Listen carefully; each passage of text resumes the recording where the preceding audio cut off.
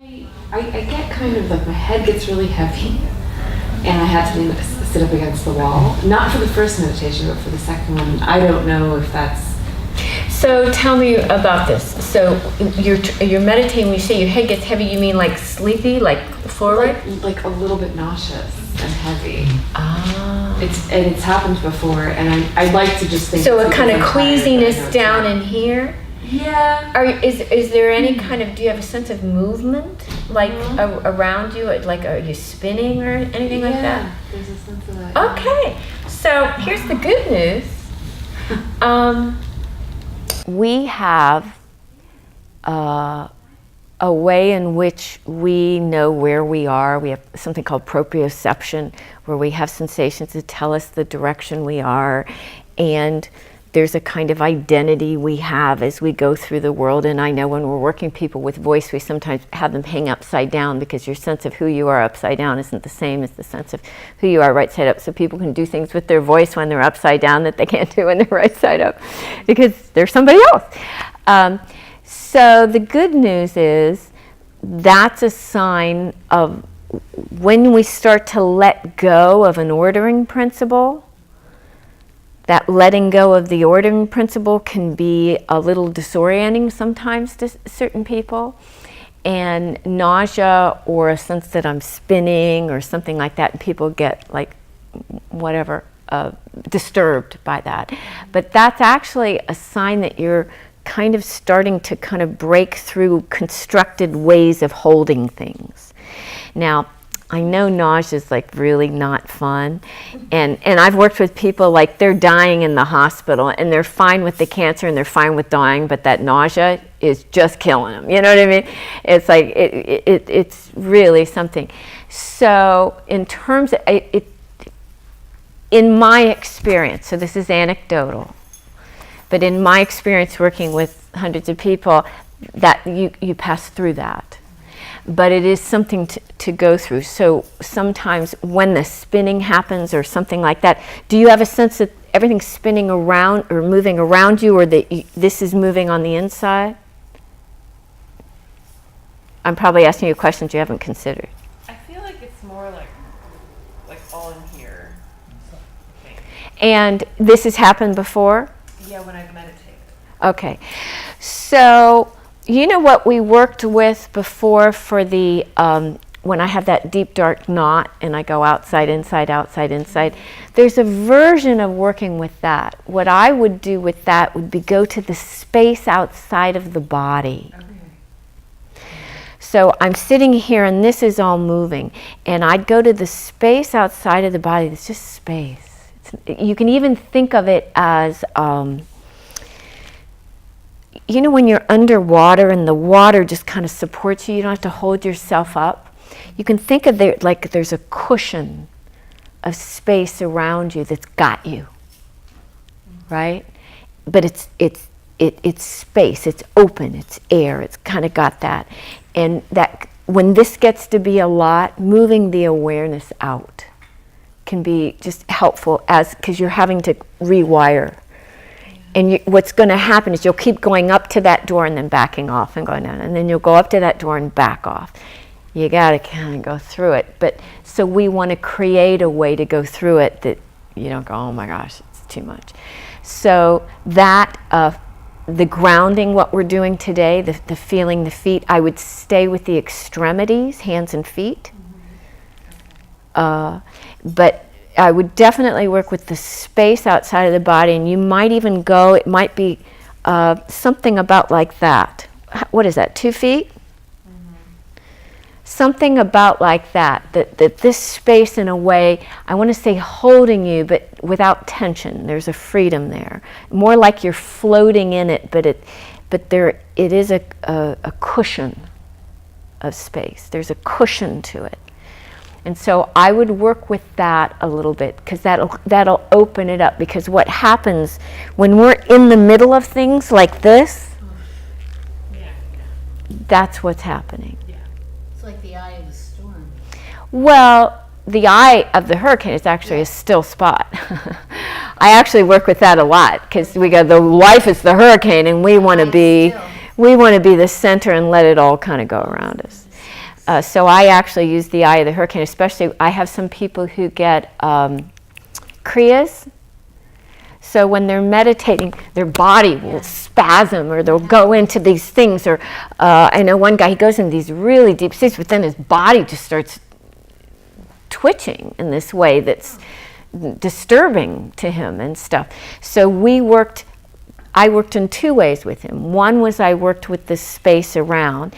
The other was really finding an actual space in the center. That's the eye of the hurricane. The thing that it doesn't matter that the body is just the moving hurricane. And you've got a center still space within that. And so you can play with, for some people, the blank can take people to that. And for a lot of people, you know, when you close your eyes and you just look at what's there, that's that resting place for the mind. If you go, Oh, sorry. Are you good? Thank you so much. Yes. Good. I'll Have a good rest of your move, and let the boxing, the taking things out of boxes can be a meditation, just like the washing of the bowl. Right, yeah. You can take something out and go, where do you belong? Oh, man. And it's a gift, right? And because you're nesting too. know. That's a good thing. Thank you so much. It was You're amazing. very I'll good. see you again. All right, good. See, moving stress people had. Some of the people shared with me some of their stresses coming in, so I know everybody's stressed. Nice to see you.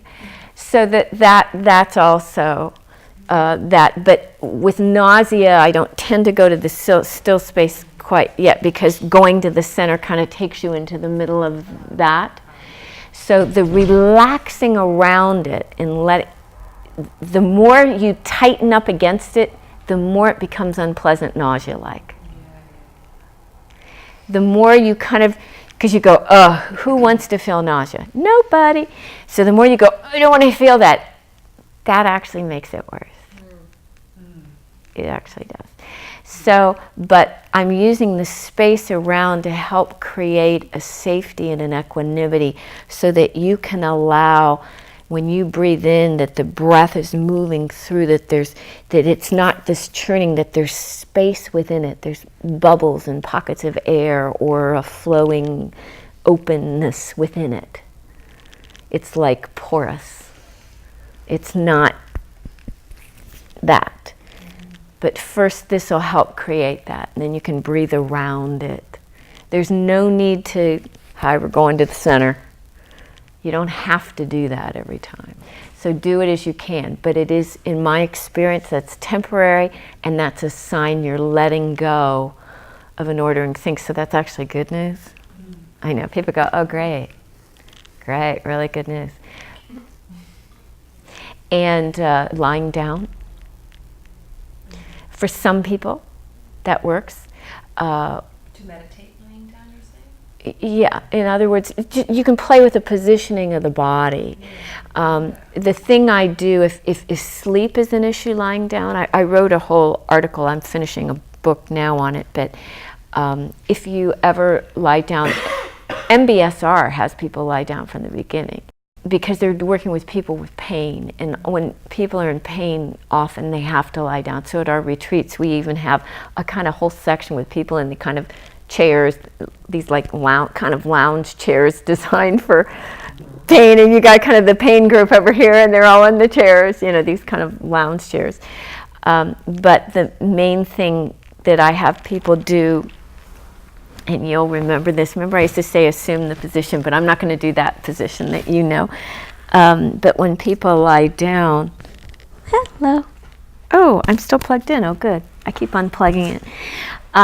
What I have people do when you lie down, no more than that much under the head. So it'd be like the equivalent of a book. You don't want the head up like that. It's also not good to sleep that way either for the body. But I don't use anything under the head. But you're like this, and see the position my legs are in? So that's optimal. This is okay, but this does tilt the pelvis this way and does a little thing on the small of the back. This is nicer for the back, but this also works before you fall asleep. That'll wake you up.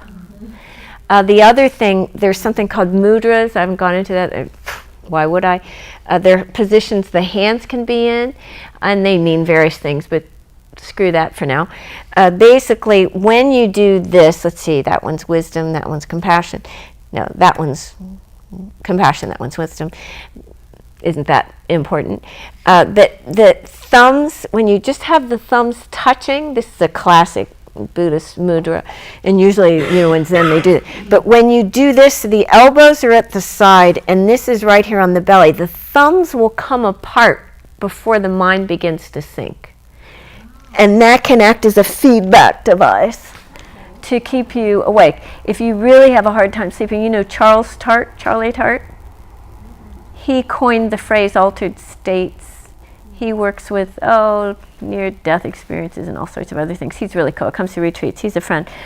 And he read an article he shared with me. I put it in my posture piece. And you can get my posture piece online anywhere.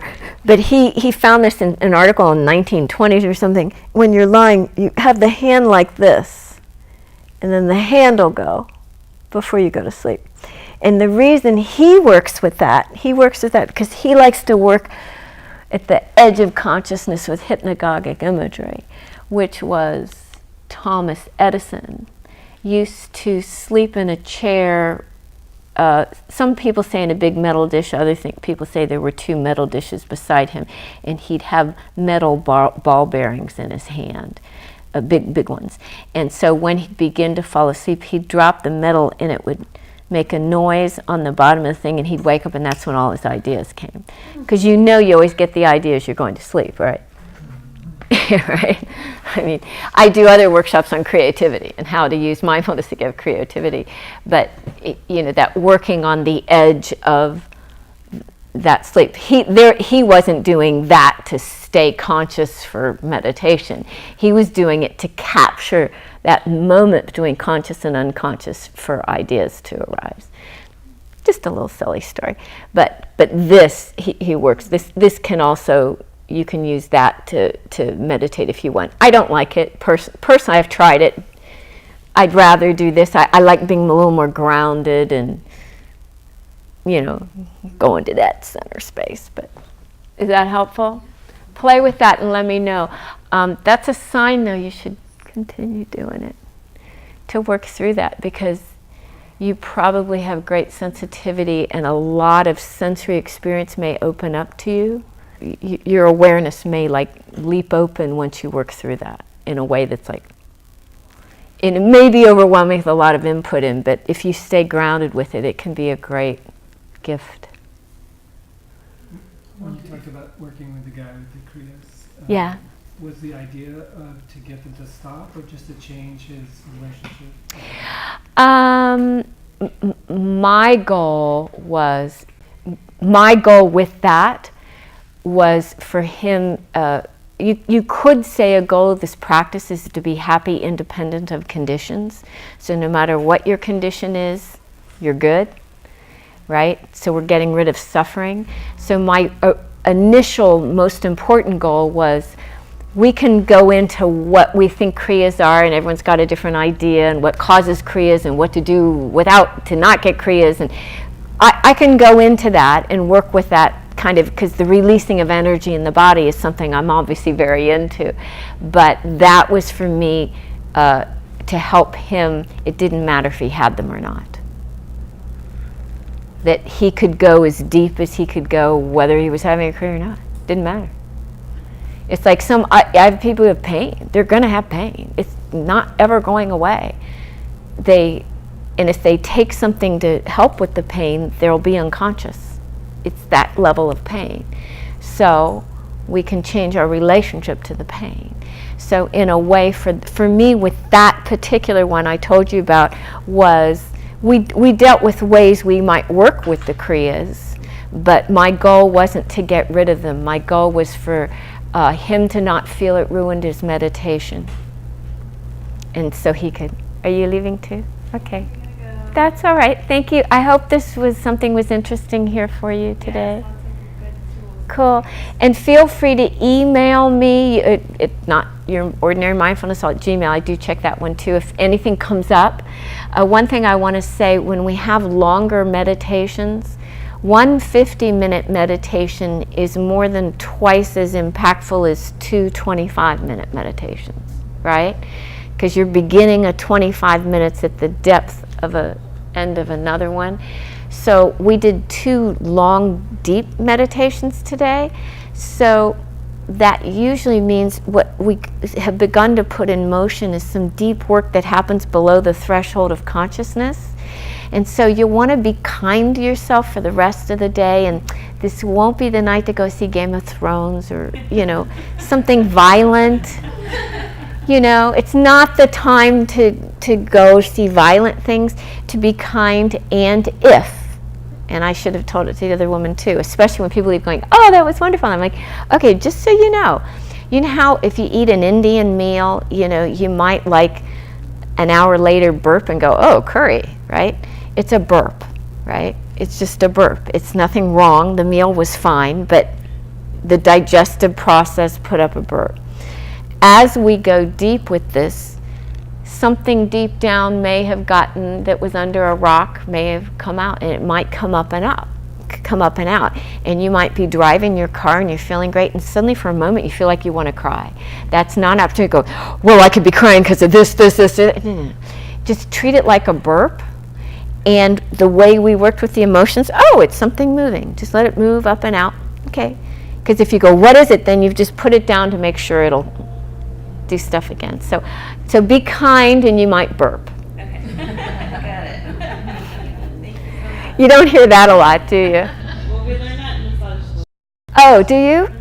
Oh, good. Getting massages, they can bring up feelings. I bet. And especially when we first started working with massage, when someone starts massaging the belly, woo! Sobbing city, here we go. Whoa, you want someone who's used to going, hi, it's going to be sloppy. Yeah, that's good. Yeah. Because a lot of emotions in there. Yeah. Well, thank you for coming, and I hope that was interesting for you. Okay, bye. Bye. Yeah. No violence, and remember the burp. Those are my parting words to people.